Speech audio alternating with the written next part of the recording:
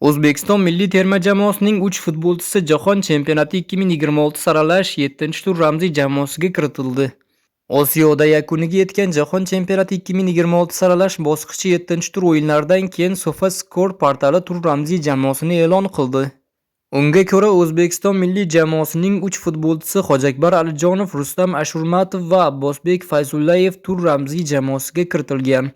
Shuningdek, Qirg'iziston milliy jamoasi darvozaboni To'katayev ham tarkibdan joy oldi. G'alaba tufayli FIFA reytingida necha ball oldik?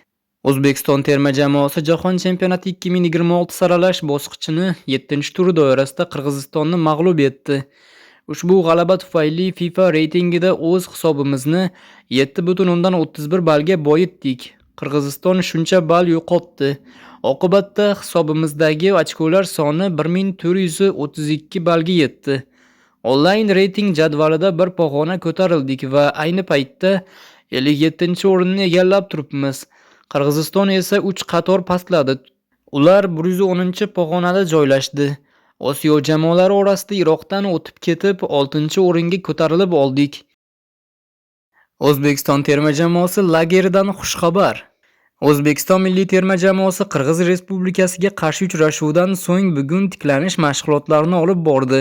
Unda kechagi o'yinda qatnasha olmagan Oston O'runov va Sherzod Nasrullayev ham ishtirok etdi. Bu haqida O'zbekiston futbol assotsiatsiyasi matbuot xizmati xabar berdi. Eslatib o'tamiz, oq bo'rilar ertaga O'zbekistondagi so'nggi mashg'ulotlarini o'tkazib, 23-martda Eronga yo'l oladi. Eron-O'zbekiston bahsi esa 25-mart kuni bo'lib o'tadi.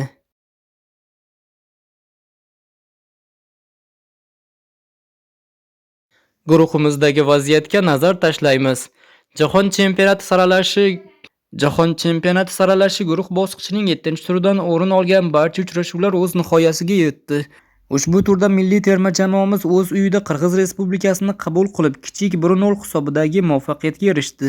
Guruhdagi asosiy raqibimiz Eron esa B ustidan 2-0 hisobida zafar quchgan bo'lsa, Qatar terma jamoasi Shimoliy Koreyani osonlikcha yirik 5-1 hisobida mag'lubiyatga uchratdi.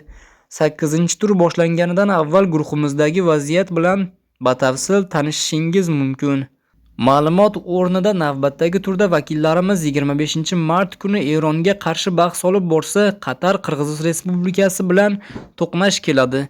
Yana bir raqobatchimiz B esa Shimoliy Koreyaga qarshi maydonga tushadi.